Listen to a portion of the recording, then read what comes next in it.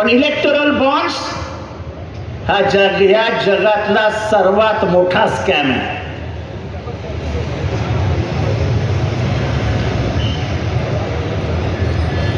एखादं काम करून द्यायचं आणि त्याच्या बदल्यात पैसे घ्यायचे. मनोज शिंदे त्याला काय म्हणतात आपल्या साध्या भाषेत, लाच पेमेंट.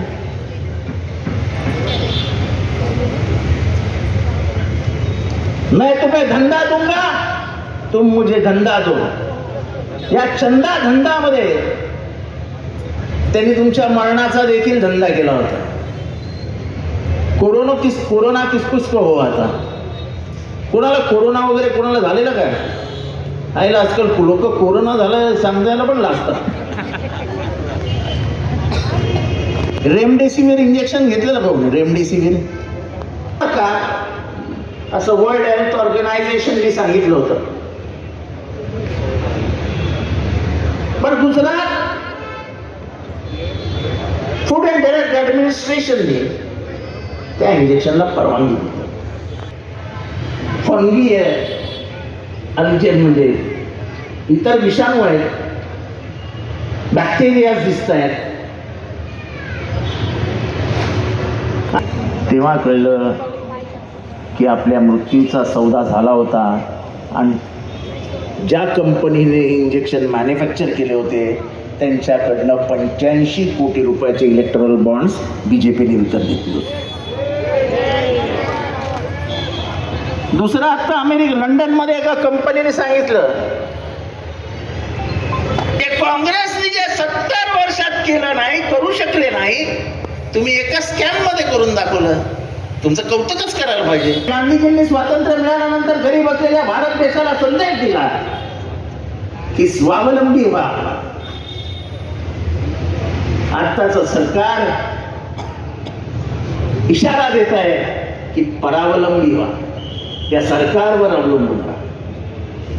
एकदा का माणूस या सरकारवर अवलंबून राहायला लागला, एकदा का माणूस भुकेने तडफडायला लागला आणि मला या सरकारशिवाय काही पर्याय नाही असं जेव्हा वाटायला लागलं, तर या देशातली लोकशाही संपुष्टात येईल. कारण का लोक त्याच्याच मागे जातील जो त्यांना फुकटात जेवण देईल.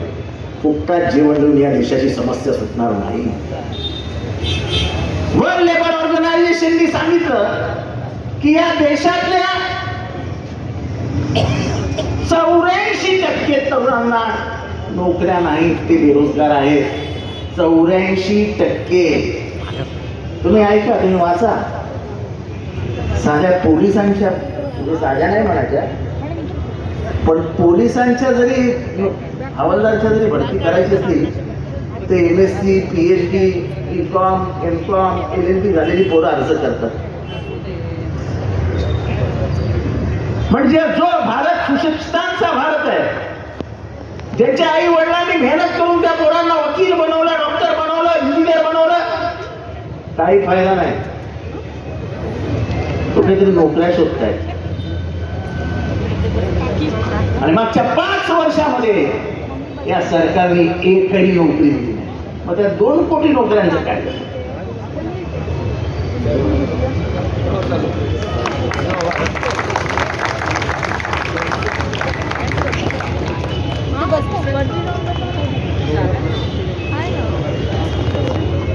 आणि त्यामुळे दररोज काहीतरी नवीन नवीन घुसपट काढायची. अरे तुमचा स्वतःचा अजेंडा आहे ना, तुमचा स्वतःच काय म्हणतात त्याला, जाहीरनामा आहे ना. 2014 आणि 2019 मिळवला तो जाहीरनामा आहे ना, त्याच्याबद्दल काय नाही बोलत. कारण का त्याच्याबद्दल बोलायला गेलं तर बोलायलाच काय नाही. 400 रुपये असणारा गॅस 2014 साली आज किती रुपयावर आहे? तुम्ही बायका बोलाल ना नाही. 1100. इलेक्शन के पहले 1200 था, अभी 850 हो गया. अरे इलेक्शन तक वो 1 रुपये भी कर देंगे, क्योंकि इलेक्शन के बाद उसको 1400 कर देंगे. उनका वो सर चुनावी जुमले में रहते हैं. चुनाव के सिवाय उनको कुछ सुचता नहीं, सुधरता नहीं.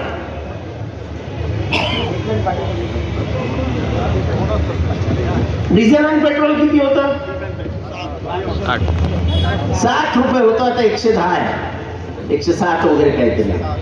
पण ह्याच्यात सर्वात मजेशीर गोष्ट काय, तर मनमोहन सिंगांच्या काळात जेव्हा पेट्रोल 63 रुपये होतं, तेव्हा आंतरराष्ट्रीय बाजारामध्ये क्रूड ऑइलची किंमत $130 होता. आणि जेव्हा आंतरराष्ट्रीय बाजारामध्ये क्रूड ऑइलची किंमत 30 रुपयावर आली, तेव्हा हा देश 85 रुपये लिटरला पेट्रोल विकत होता. हे एवढे खाल्लेले पैसे, एवढे कुटीत जमा केलेले पैसे गेले कुठे? या देशावरती 2014 साली 50 लाख कोटींचं कर्ज होतं. आज ते कितीवर गेलंय? 250 लाख कोटींवरती कर्ज केलं काय? उत्तर नाही. आमच्या कष्टाचा पैसा आहे ना, हा पैसा आमच्या टॅक्स मधनं जातो ना. हा जीएसटी नावाचा महान राक्षस तुमच्या पुढे आणून ठेवलाय. मी आज सहज सकाळी विचार करत होतो की 1930च्या दरम्यान ब्रिटिशांच्या सरकारने मिठावरती टॅक्स लावला. मिठावरती टॅक्स लावणं गरीबाला परवडणारं नाही, असं गांधीजींचं म्हणणं होतं. आणि गांधीजींनी साबरमती ते दांडिया हा 281 किलोमीटरचा मार्च सुरू केला. त्यांच्याबरोबर त्यावेळेस 78 लोक होती. तो पूर्ण मार्च ते चालत गेले आणि त्या दांडियाच्या किनारपट्टीवरती त्यांनी मीठ काढलं. गांधीजींना पोलिसांनी इतकं मारलं, पण त्यांच्यातल्या एकाही माणसाने पोलिसांवरती हात टाकला नाही. That was the beginning of the non violence movement. गांधीजींची ताकद तेव्हा देशाला कळली. दांडी मार्च हा आजही जगात सगळीकडे फेमस आहे. त्याच्यानेच गांधीजींची खरी ओळख या जगभरात झाली की तुमचा नॉन व्हायलन्स हा तुमच्या मनाची ताकद दाखवत असतो.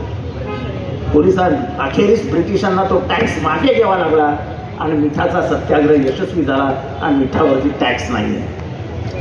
पण 2018ला नवीन आलेले ब्रिटिशच आहेत.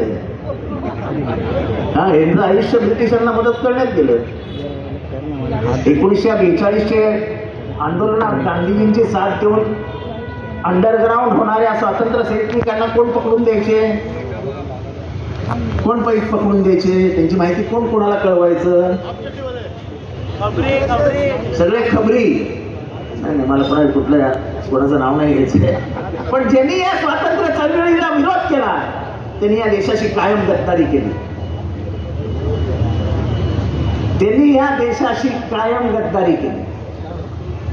1942च्या आंदोलनाला विरोध केला आणि त्यांच्या ऑफिसवरती तिरंगा लागला 1993 साली.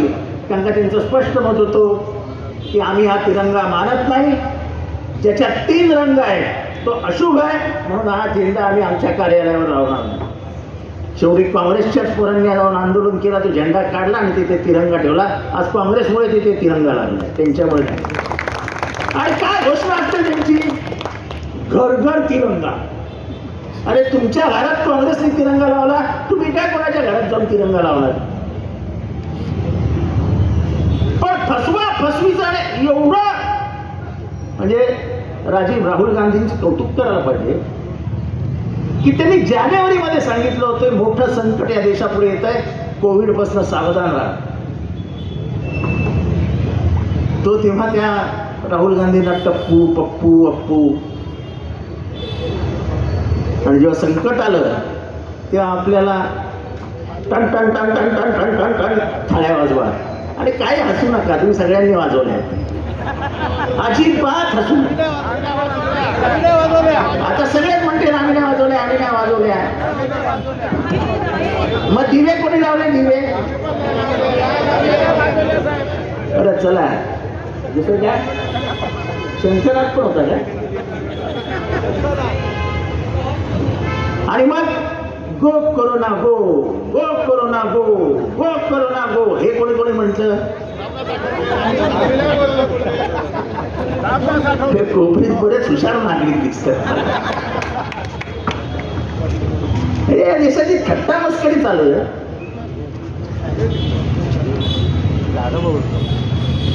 कुठला आता नाही पत्ता नाही कशाला काही कळत नाही आणि अशी परिस्थिती राजकारणाची झालेली आहे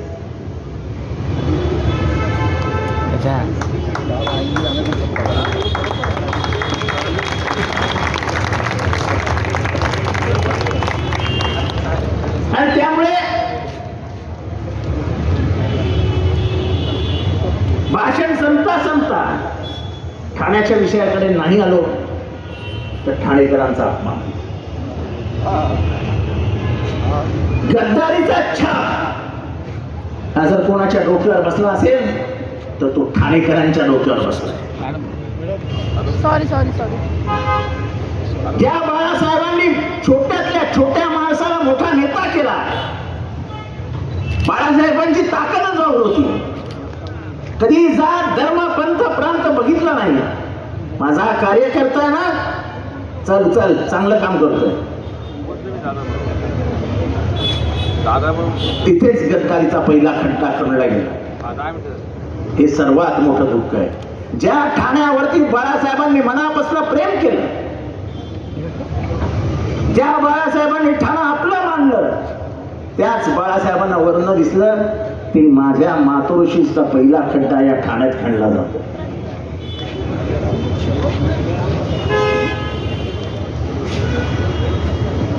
नंतर दुसरी आमच्याकडे आले ते कालपर्यंत म्हणत होते की आम्ही ह्या युतीतनं आघाडीतनं बाहेर पडलो कारण का अजित पवार खूप त्रास देतो आता दोघं कानात इतकं धुसफूस करत असतात की मला कळत नाही आय लव्ह यू कानातल्या कानात बोलतात की अजित पवार तर ग्रेट निघाले ते आपल्या काकांनाच गरवायच्या बाहेर काढायला निघाले पण बरोबर आहे ना साहेबच बोलले बालबुद्धी आपण थोडी बोललो आपण नाही बोललो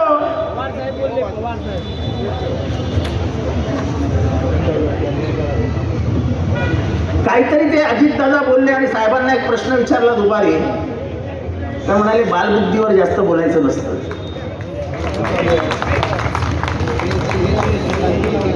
पण एखाद्या काकाने बोट धरून आपल्याला राजकारणात आणल्यानंतर एवढं कृतज्ञ व्हायचं असतं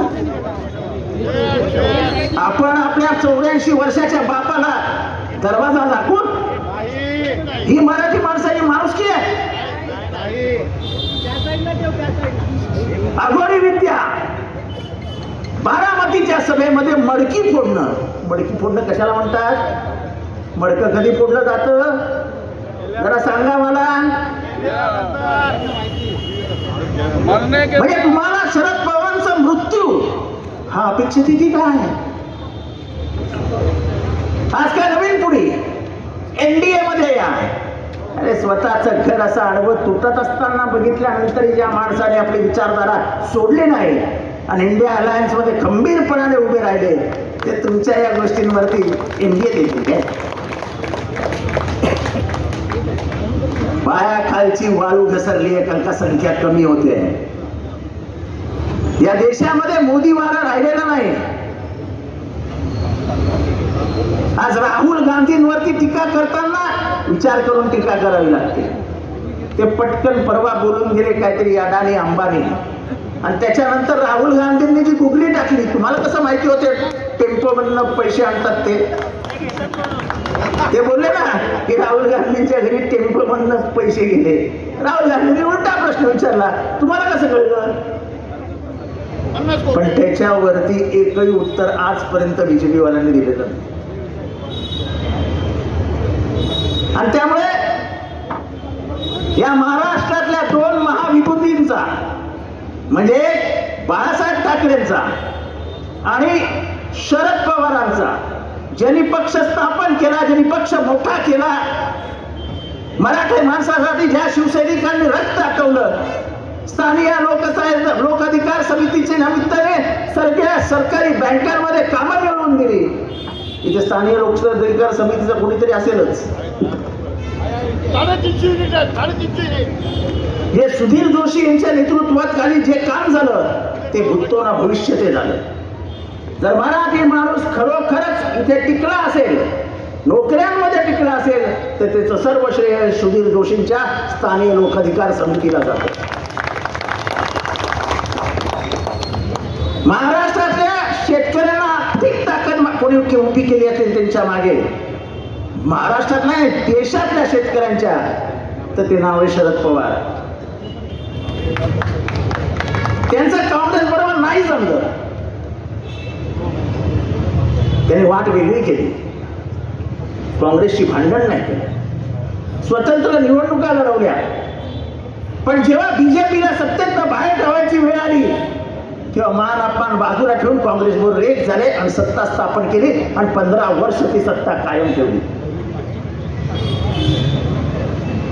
आज तुम्ही सांगता या एनडीए मध्ये, अरे ज्या माणसाने पंतप्रधान पद सोडलं 96-97 साली, तो माणूस आता विचार, आज तुम्ही सांगता या एनडीए मध्ये, अरे ज्या माणसाने पंतप्रधान पद सोडलं 96-97 साली, तो माणूस आता विचार करेल तुमच्याकडे यायचा. तुम्ही भ्रमात आहात, भ्रमात. धर्मनिरपेक्ष महाराष्ट्र, पुरोगामी महाराष्ट्र, याचा खरा नेता कोण असेल तर तो एकमेव शरद पवार. आणि त्यामुळे आज कोळीवाड्यात भाषण करतोय. माझे अनेक वर्षाचे संबंध होते कोळीवाड्यात, म्हणजे ते माझे अनेक वर्षाचे संबंध होतं. म्हणजे तुम्ही माझं भाषण त्यांच्याशी मध्ये नेऊ नका की माझा मेरा और इनका बहुत पुराना संबंध था. त्यांचं ते गुजरात कुठे कॅलकत्ताला गेले आणि म्हणाले की मेरे को ये मेट्रो देखने की बहुत ख्वाहिश थी बचपन में. मेट्रो आलं 94 साली आणि हे म्हणतात बचपन में म्हणजे देखला था. काय बोलायचं हेच कळत नाही त्यांच्याबरोबर. हे काय नवीन मध्ये आता त्यांनी बंद केलं, ते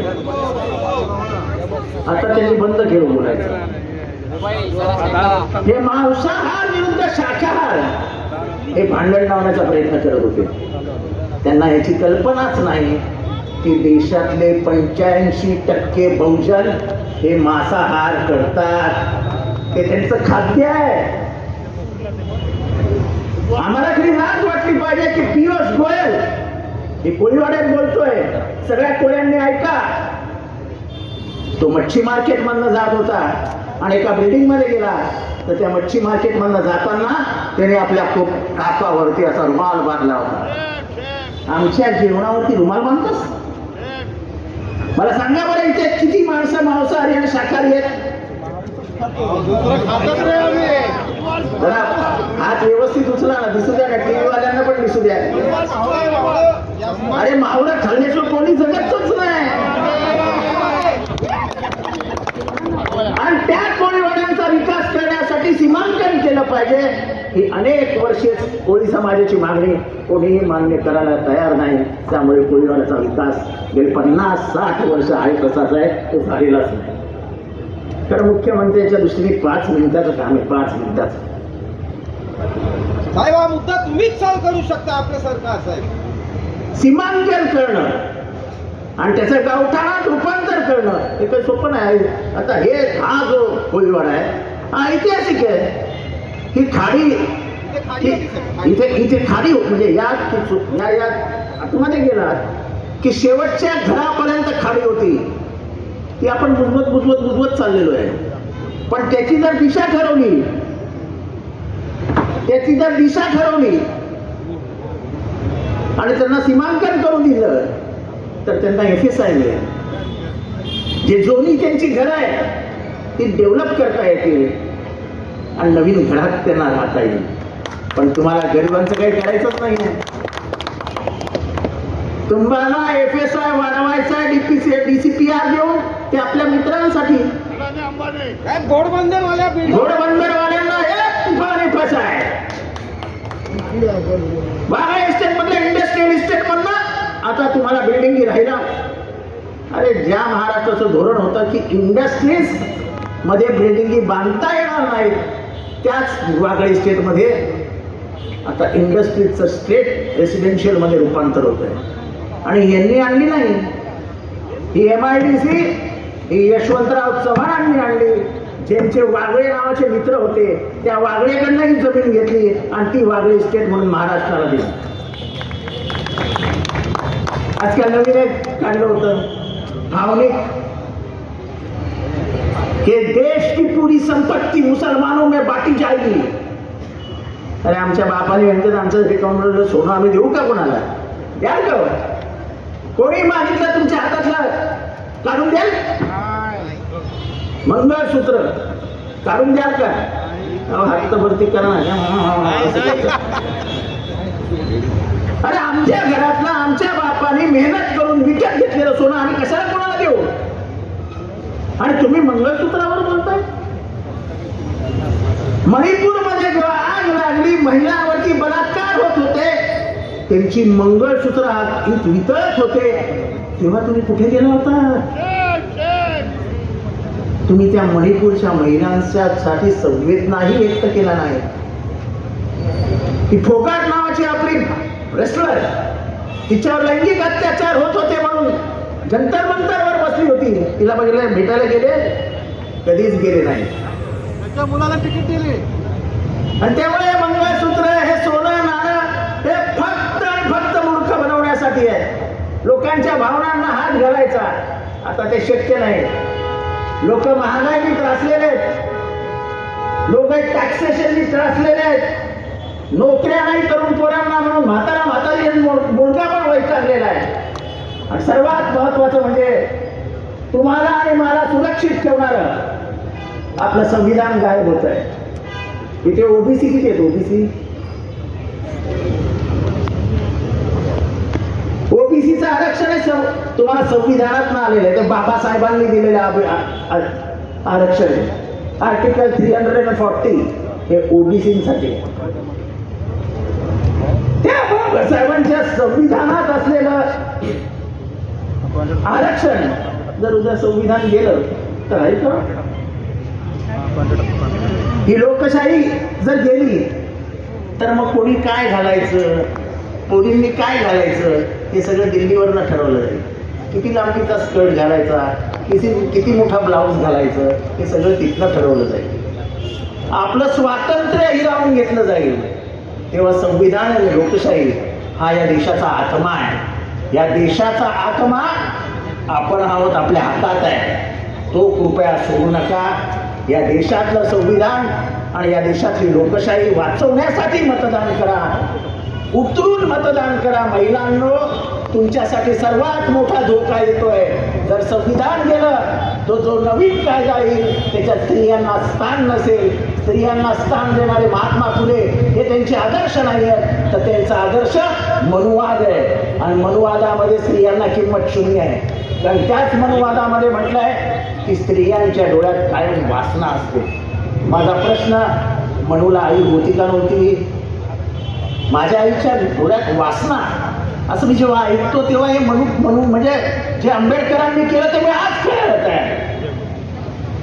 त्यांनी पहिल्यांदा मनुस्मृती जाळली ती ह्याच काळासाठी, कारण का त्याच्यामध्ये स्त्रियांबद्दल अतिशय खाडेपण दिलं.